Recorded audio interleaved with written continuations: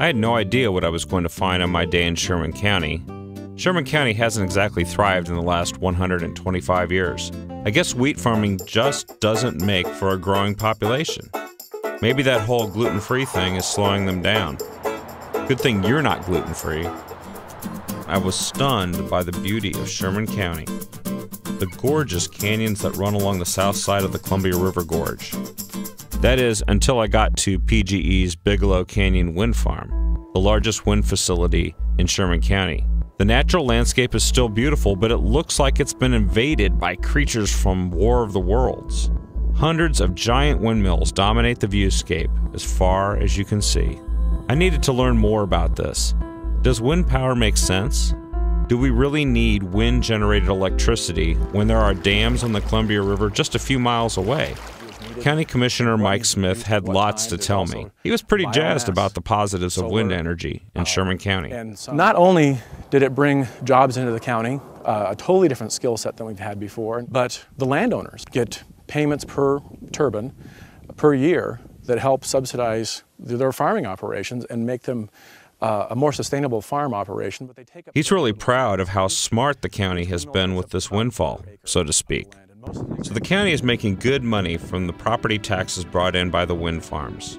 And the farmers who own the land sure must like the extra cash. But why did these windmills all of a sudden pop up in eastern Oregon?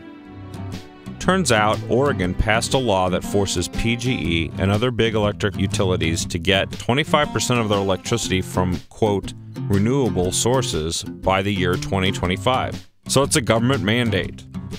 I say, quote, renewable because this law doesn't consider hydroelectric as a renewable energy source.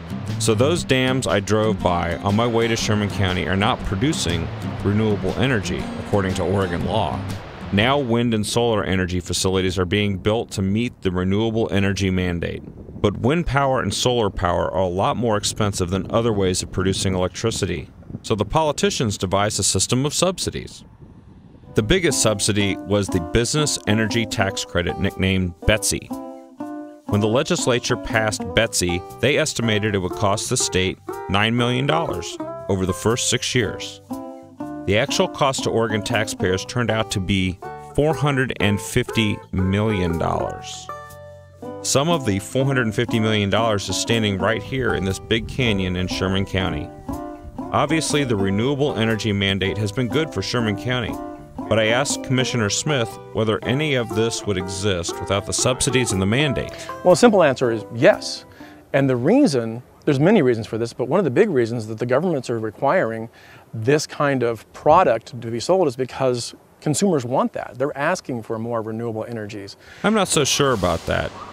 Sure, consumers might like the idea of renewable energy in theory, but if they had to pay the full cost of the much more expensive energy, I doubt they would be lining up to pay for it.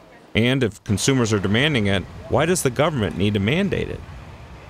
Still, I was glad to see the county doing well. I drove to Wasco to meet Don Coates, who owns a wheat ranch in Sherman County. He's the chairman of the Community Renewable Energy Association. Don spoke candidly about the economic viability of these hundreds of wind turbines I was seeing everywhere. That's the big downside to wind, is that it's too variable. It's very hard to integrate into a transmission system because the wind goes up, the wind goes down, and the utilities have to balance their load with generation every minute of every day. The market for wind has really diminished. It's fallen off.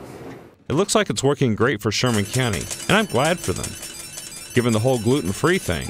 But I'm just not seeing how it works for the rest of the state, the folks paying for the wind subsidies.